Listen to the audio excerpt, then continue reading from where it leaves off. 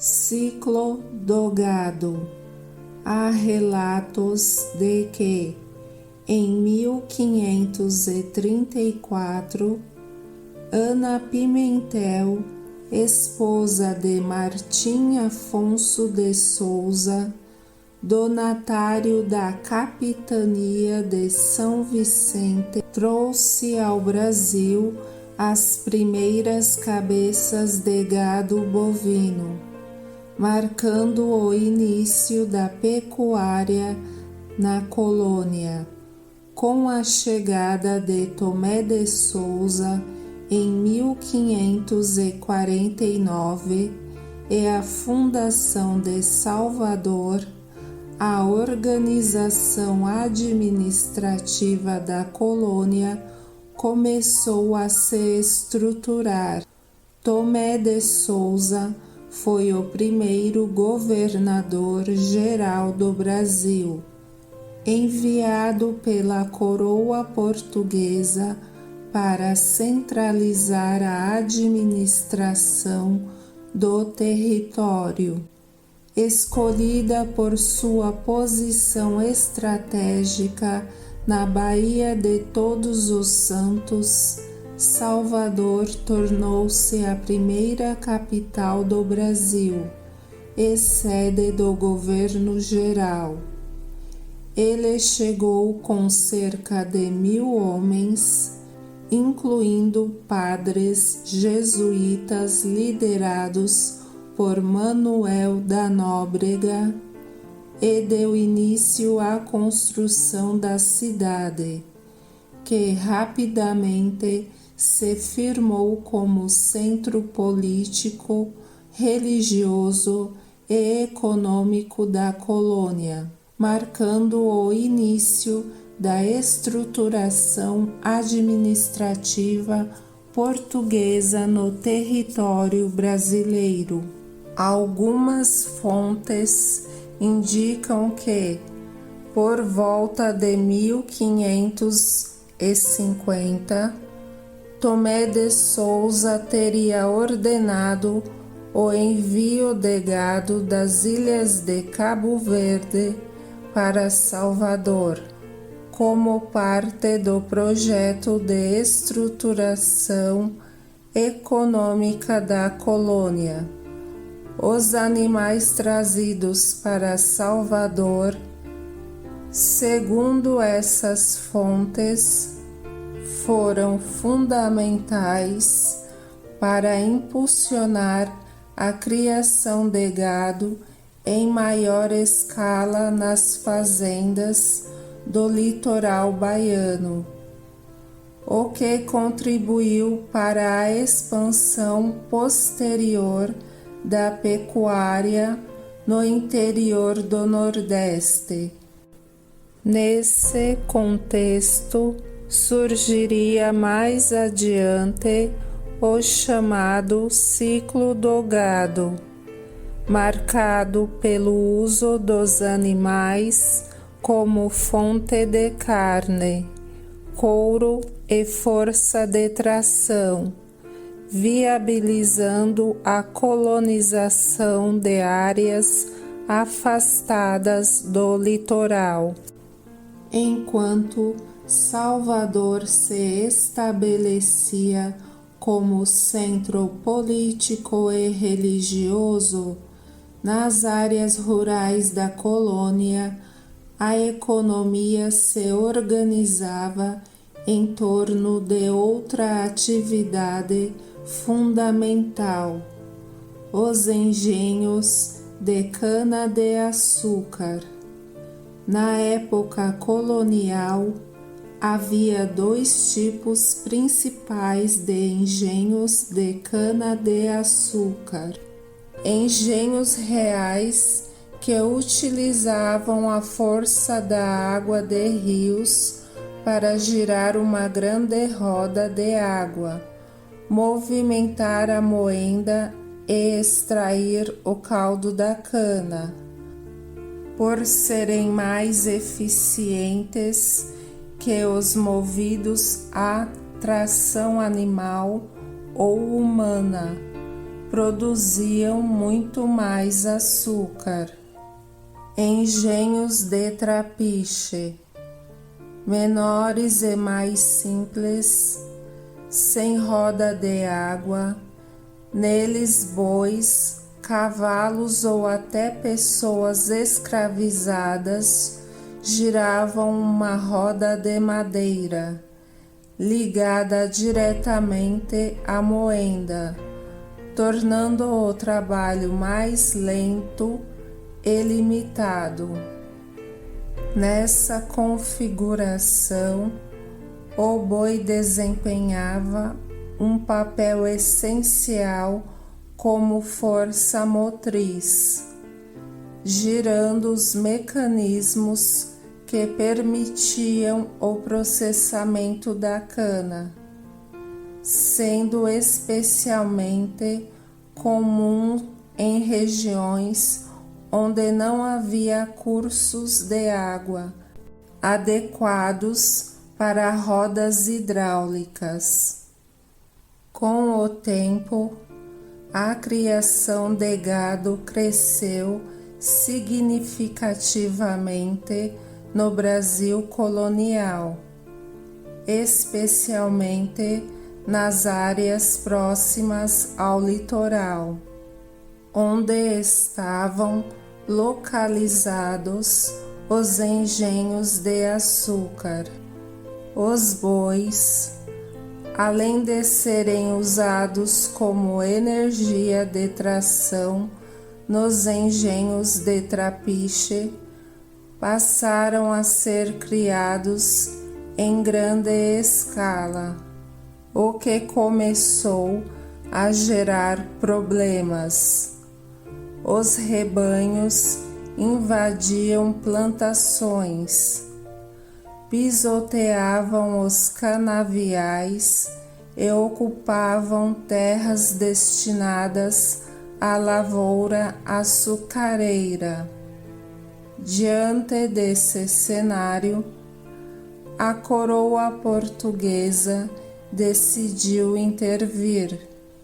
Em 1701, foi emitida uma carta régia que proibia a criação de gado numa faixa de 10 léguas a partir do litoral, cerca de 66 quilômetros, com o objetivo de preservar as terras canavieiras, proteger os engenhos de prejuízos e evitar conflitos entre pecuaristas e produtores de açúcar. Essa medida acabou empurrando a pecuária para o interior, onde encontrou espaço e condições favoráveis, consolidando o chamado ciclo do gado no sertão nordestino. Após a proibição do pastoreio solto na zona litorânea, decretada em 1701, os engenhos de trapiche, que utilizavam bois para mover suas moendas, enfrentaram dificuldades para manter essa forma de produção. Em resposta, muitos passaram a utilizar força humana ou cavalos como alternativa, especialmente em regiões onde não era possível manter rebanhos bovinos de forma controlada. Embora essas soluções fossem menos eficientes, permitiram a continuidade da atividade açucareira em áreas próximas ao litoral. A mudança forçada na dinâmica produtiva dos engenhos de Trapiche é um reflexo das adaptações exigidas pelo novo contexto colonial. Nesse novo cenário de interiorização da economia colonial, a pecuária encontrou solo fértil para prosperar. A atividade prosperou no sertão nordestino, favorecida pelas condições naturais e pela disponibilidade de terras. O destaque ficou por conta das margens do Rio São Francisco, que ofereciam água e pastagens naturais para os rebanhos.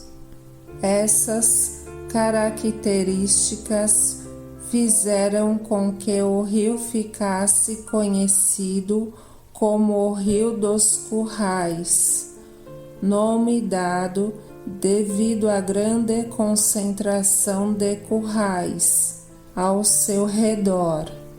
Nas margens do Rio São Francisco, onde a criação de gado se intensificou no Brasil colonial, surgiu a figura emblemática do vaqueiro, geralmente mameluco, indígena ou mestiço livre, que se tornou peça-chave no cuidado dos rebanhos criados de forma extensiva pelo sertão nordestino. Enfrentando o clima seco da Caatinga, o terreno irregular e a vida isolada das fazendas, ele desenvolveu habilidades únicas: reunir o gado disperso, conduzi-lo por longas distâncias e lidar com os desafios diários da lida. Diferente dos trabalhadores escravizados, o vaqueiro era geralmente livre e recebia seu pagamento por sorte, ou seja, a cada 4 bezerros nascidos, um lhe pertencia. Com o tempo, podia formar seu próprio rebanho e estabelecer vínculos duradouros com as fazendas. Além da importância econômica, essa atividade também moldou identidades regionais. Bahia, Pernambuco e Maranhão foram fundamentais no Brasil colonial. Bahia como centro político e religioso, Pernambuco como potência açucareira, e o Maranhão ajudou a expandir o controle português no norte do país. A Bahia, em especial, tornou-se o berço da pecuária brasileira. A criação de gado se espalhou por vastas áreas do sertão, abastecendo os engenhos com força de tração e carne, além de sustentar o comércio de couro e animais de transporte. Com isso, a Bahia se destacou como o principal centro irradiador da pecuária no Nordeste. À medida que o tempo passava, o papel do vaqueiro na cultura nordestina e a importância da pecuária na economia colonial ganhavam força. Gradualmente, ele passou a ocupar um lugar de destaque na identidade regional, sendo celebrado em festas como a vaquejada, exaltado na literatura de cordel e retratado como o guardião destemido do sertão. No século XVIII, com o crescimento da mineração, a pecuária foi muito importante para o abastecimento da região sudeste. Essa região tornou-se destino da produção vinda do Nordeste, que passou a fornecer carne seca, além de couro e animais de carga, às áreas mineradoras. Criado em grandes áreas de pastagem natural, o gado ajudou a povoar o interior e delinear caminhos que, mais tarde, no século XIX, seriam formalizados como rotas comerciais conhecidas como estradas boiadeiras. Após a decadência das minas, a criação de gado se firmou como atividade econômica própria e o Sudeste passou a desenvolver seus próprios rebanhos, formando uma rede pecuarista nacional.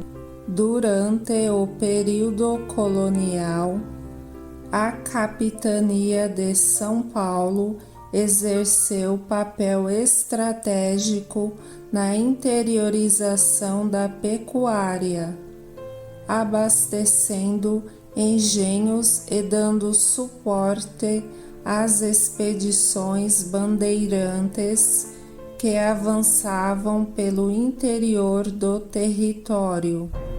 Com a União Ibérica de 1580 a 1640, as fronteiras estabelecidas pelo Tratado de Tordesilhas foram flexibilizadas, permitindo aos portugueses ocupar áreas antes sob o domínio espanhol.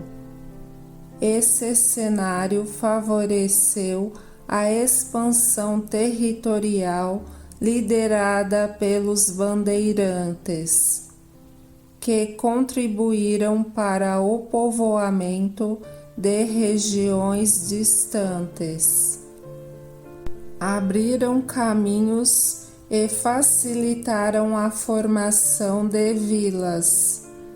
Nesse contexto, a atividade pecuária tornou-se fundamental ao conectar zonas produtivas e regiões mineradoras, garantindo abastecimento e impulsionando a ocupação do interior. Com o auge da mineração em Minas Gerais, então parte da capitania de São Paulo, a qual pertenceu até 1720, a região se tornou um ponto de ligação comercial, ajudando a transportar gado pelas trilhas boiadeiras. Após o declínio da mineração, a criação de gado se consolidou como atividade econômica própria em várias regiões do interior, fortalecendo a economia rural e contribuindo para a formação de uma rede pecuarista nacional. No século XVIII, durante o auge do ciclo do ouro em Minas Gerais, a região centro-oeste passou a desempenhar um papel estratégico no abastecimento das áreas mineradoras. A criação de gado expandiu-se especialmente por Goiás e Mato Grosso, impulsionada pela crescente demanda por carne, couro e animais de carga. Grandes rebanhos eram conduzidos por tropeiros através de extensas rotas terrestres. Os chamados caminhos do gado, que contribuíram para a fundação de povoados como Vila Boa de Goiás. Paralelamente, as monções, expedições fluviais que partiam de Porto Feliz e navegavam os rios até Cuiabá, garantiam o suprimento às minas cuiabanas. Os bandeirantes paulistas, ao desbravarem o sertão em busca de riquezas e indígenas, fixaram a ocupação do interior. Essa dinâmica econômica, impulsionada pela interação entre mineração, pecuária e exploração territorial, fortaleceu a conexão entre diversas partes da colônia e pavimentou o surgimento de um mercado pecuarista integrado, cuja estrutura marcaria o desenvolvimento do Centro-Oeste por décadas, afirmando a pecuária como uma de suas bases econômicas até os dias atuais.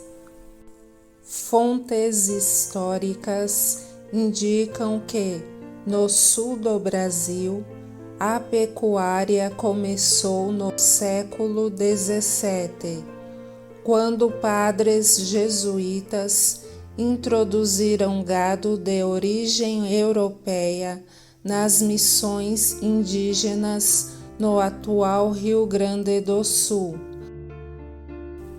Mas a formação das estâncias gaúchas não foi resultado apenas da ação dos jesuítas. A criação de gado em grandes propriedades surgiu principalmente a partir do século XVIII, impulsionada pela política da coroa portuguesa de ocupar e proteger a região sul, que era estratégica nas disputas territoriais com a Espanha.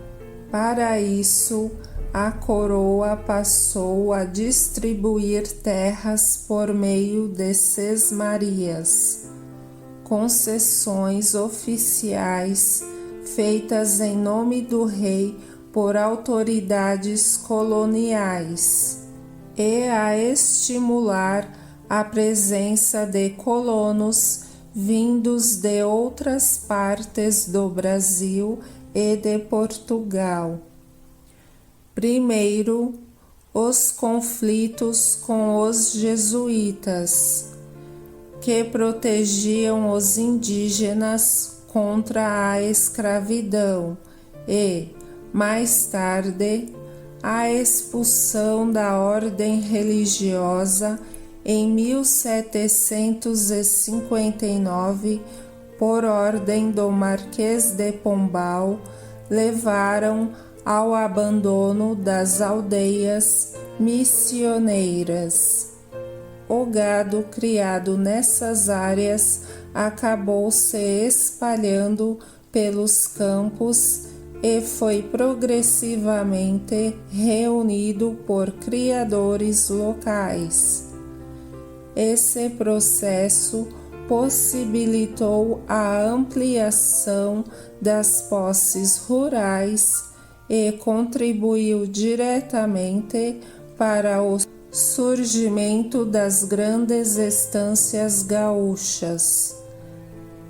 Com clima favorável e vastas áreas de campo nativo, o sul tornou-se ideal para a pecuária extensiva. A criação de gado se desenvolveu com força, ganhando destaque com a produção de charque, carne salgada e seca que abastecia boa parte da colônia. Esse ciclo econômico fortaleceu a ocupação da região e influenciou diretamente na formação da identidade cultural gaúcha. O ciclo do gado, que teve seu auge entre os séculos XVII e XVIII, foi uma etapa marcante da economia colonial brasileira. Embora não tenha alcançado o mesmo prestígio econômico que o açúcar ou o ouro, a pecuária desempenhou um papel decisivo na ocupação do interior do território, no abastecimento das regiões produtoras e na formação de uma cultura sertaneja própria. Naquela época, a produção era voltada principalmente para o mercado interno, atendendo à demanda das regiões mineradoras e dos engenhos. Encerrado como ciclo econômico específico, seu legado permanece vivo. A pecuária seguiu crescendo e, atualmente, atende tanto ao mercado interno quanto ao mercado externo, sendo uma das atividades fundamentais para o Brasil.